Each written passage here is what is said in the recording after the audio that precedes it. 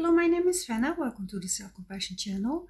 I am a certified coach and counselor, and I work with people in a Limerence episode and also with their partner. If you want my help in one-on-one coaching, please send me an email. My email address, of course, is in the description below. Now, is your partner crazy in love with somebody else? And are you afraid that this might be real love and they found their true love all of a sudden and this will last forever? Are you sure it's not limerence, or do you want to know if it's limerence, and that means that this deep love is probably not so deep? How do you know? How do you know if your partner is in limerence? I'm going to give you 10 signs. Okay, I talk to people with a partner who is in love with somebody else. And that's horrific, by the way. And they came across the term limerence. And of course, they want to know, is this actually limerence? Is my partner in a limerence episode? And they hope it's limerence, because that means that they did actually not meet their great soulmate all of a sudden. And of course, I don't have a crystal ball. I don't know what the future will bring, and I don't know the details of your situation. But if you recognize these signs or more signs of the 10 signs I'm going to give you, the chances are big that we are dealing with a limerent episode, and in general, these people will not end up together for the long run. Okay, sign number 1. This happens all of a sudden, very, very fast. There is a rush to seal the deal. The haste is not logic to what you had. I mean, if you were married for 10 or 20 or sometimes 30 years, it's kind of weird to try to divorce in it's kind of weird to try to divorce in 1 week, right? The pace is not logical. It does not resonate with the relationship you had. Your partner wants to push it through and make this split up as quick as possible. Sign number 2. You probably heard the name of the other 1,000,000 times before. And it started out as friends. No, you have nothing to worry about. We're just good friends. And they tell you how great this good friend is. Yeah. Number 3, they are not sad about the split up or the divorce. You don't see any sign of a grief process. While you might be bawling your eyes out, they seem to be fine. Yeah, that's kind of weird, because even when you want to get out of a relationship, you should have some emotions. You have to detach. You will have to have some form of a grieving process. And if you don't see that in your partner, it might be because your partner is actually pumped full of limerent hormones who are stalling and hiding and postponing the grieving process. Number 4, you see them in crystallization. They will say things as, yeah, but you don't understand, we were never really good together. Or I've always been unhappy, or I've always missed something, and we missed this and we missed that, and you're like, what? You don't recognize your own relationship.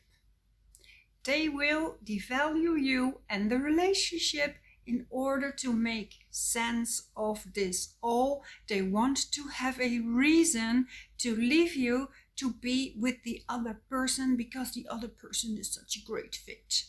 Number 5, your partner has extreme mood swings, but not really about your split up. But 1 minute they are full of energy, they can take on the world, and the other minute they are laying in bed and being, empty, or they're staring at the wall for hours. They seem really depressed. And they cannot really explain what's happening. Well, one explanation would be the amount of contact they have with the other. No contact or not enough contact with the other makes them feel rejected and depressed. Contact, on the other hand, gives them a boost of energy. They even might start to hug you because they feel so good. If you see these extreme mood swings and you cannot really explain it, it might be that they are in a limerent episode, because limerence feeds off the amount of contact or the lack of contact. Number 6, they shut you out. And you notice that everything seems to be about this other person. They don't really talk to you reasonable anymore. They don't take the time. Everything seems to be, their whole world seems to orbit around the other person. Number 7, they and the other are not a logical fit. Even though they might have something in common, you still wonder, what on earth do these people see in each other? That's a gateway for limerence. Number 8, there are obstacles. Limerence never occurs when there are no obstacles. So see if there are obstacles, like is the other person much younger or much older? Are they living in another city? Is this a co-worker? Are they married, or do they have a relationship themselves? Count the obstacles. Well, you can already count one big obstacle because your partner is already in a relationship. So that's obstacle number 1. Number 9. When your partner starts to behave out of its character, they have different interests. All of a sudden, they want to learn how to kayak. They never showed any interest in this, or they get all outdoorsy all of a sudden. And you're like, what? I know you for 15 years. You haven't been able to sleep in a tent once, and now you want to go camping. If they behave out of character, it's maybe because they are adjusting to fit the limerent object better. And number 10, you are puzzled. You question everything. Was our marriage or our relationship really that bad? Was I really that bad to my partner? Are they actually really completely into the Tour de France, but they never showed any interest in what kind of bike whatsoever? Why is my partner not sad in this? Did they really find their soulmate even though they just met this person, or they only know this person for 3 months? Is my partner really leaving their 3 kids to be with somebody else's kids instead? When it does not make sense to you, despite of the pain, because in any case it's painful when your partner is in love with somebody else. But if you don't understand the moves of your partner, it might be limerence. So look for these signs, and if you check the box, if you see these signs, the chances are big that this is a limerent infatuation, and it's actually not deep love. It's being in love.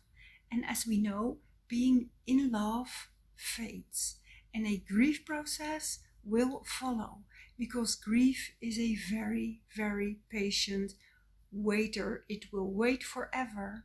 And when the hormones come down, the grief process of your relationship will come out.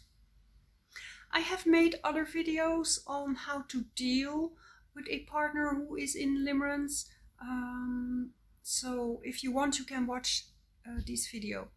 But these were the 10 signs to see if your partner maybe has entered a limerent episode and is not deeply, well, they're deeply in love, but this is actually not a true deep connection that they feel. They feel a lot of hormones.